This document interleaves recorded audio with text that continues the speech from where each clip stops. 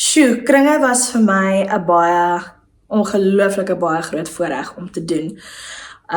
Daai tyd toe my ma kringe opgeneem het, was ek baie jonk gewees. Ons het gepraat daaroor om my in die sang te kry daai tyd, maar dit het net nie uitgewerk nie. Ek was te jonk, en hulle toe Nadine se stem gebruik vir die sang, wat 'n ongelooflike mooi liedjie uitgedraai het. En dit was natuurlik 'n baie groot droom vir my om 'n liedjie saam met my ma te hê, wat ongelukkig nooit die lig gesien het nie. En dit is hoekom na 'n paar jaar na my ma oorlede is, het ons gedink maybe om Nadine se stem uit te haal en my stem in te sit om dan 'n ma en dogter duet te maak. En dit is 'n ongelooflike liedjie. Ek het hom vir 'n paar shows gedoen, maar die oomblik was net vir my bietjie te groot. So ek het hom vir nou net bietjie uit my set uitgehaal, maar dit is vir my so 'n mooi liedjie en ek dink nadat ek my dogtertjie gehad het, het daai liedjie vir my net 'n heeltemal ander betekenis.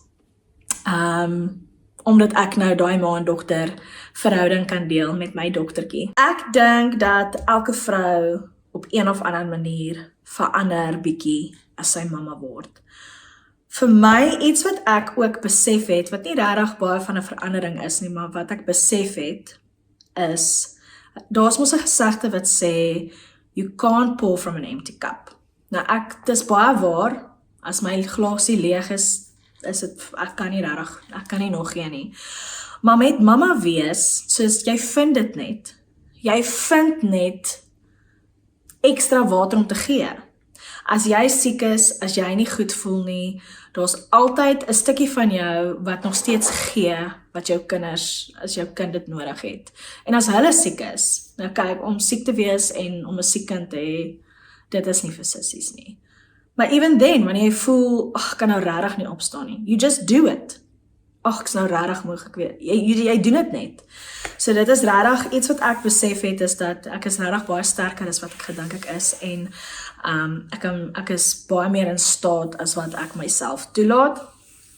En ja, ek het nooit regtig gedink dat my hart so baie kan liefde gee nie.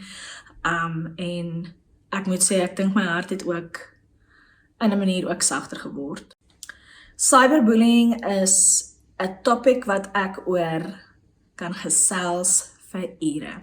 So ek weet nie hoe ek so kort gaan praat oor hierdie subject nie, want dit is actually iets wat ek baie oor te sê het. Ek is iemand wat al baie lank cyberboelie word. Ek was nog nooit geboelie, ek was nooit geboelie op skool nie, ek was nie geboelie as 'n kind nie. Meeste van my bullying wat ek ervaar het ingekom as my groot mens. These are adult people bullying other adult people.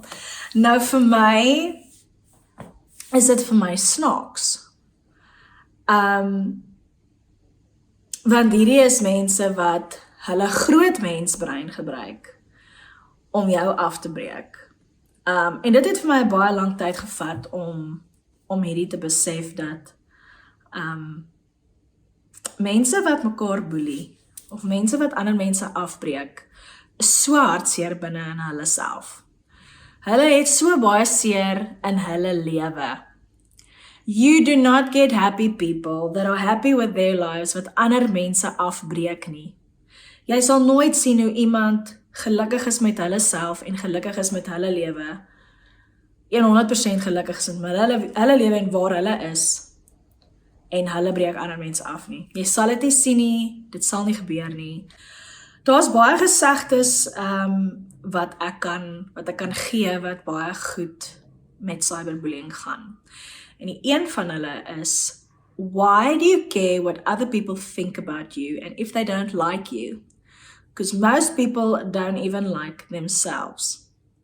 Ons baie mense daar buite, soos ek sê, wat so ongelukkig is met hulle lewe en wat so seer het in hulle lewe en iets wil hê wat jy het en nou probeer hulle jou afbreek.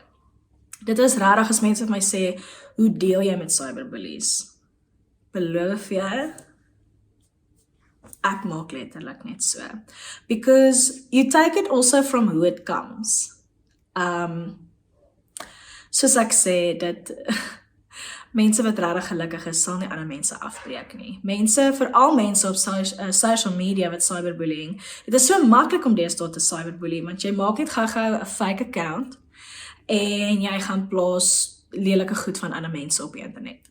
Of jy gaan comment lelike goed op mense se profiele. En as jy gaan kyk, daai mense bestaan nie eers nie. As jy gaan kyk, as jy in hulle profiel ingaan, ons geen foto nie, of dis 'n fake foto, dis nie hulle nie. Hulle gebruik nie eers hulle naam nie, dit is iets soos ek is Koos 2000, en daar's geen followers nie, geen following nie, ons geen video content nie, this person does not exist. Nou wil jy offense vat, of sleg voel, omdat hierdie persoon, wat te skaam is om hulle eie gesig op sosiale media te wys, nou voel jy sleg, want hulle het iets oor jou voorkoms gesê. Girl, nee. Die mense op die internet weet ook 100% soos in glad nie wie jy regtig is nie. Hulle sien net 'n video of hulle het net 'n persepsie van jou wat ook al. They don't know you. Hulle ken nie jou storie nie, hulle ken nie jou journey nie. So weet net wie jy is binne in jouself en the rest is just noise.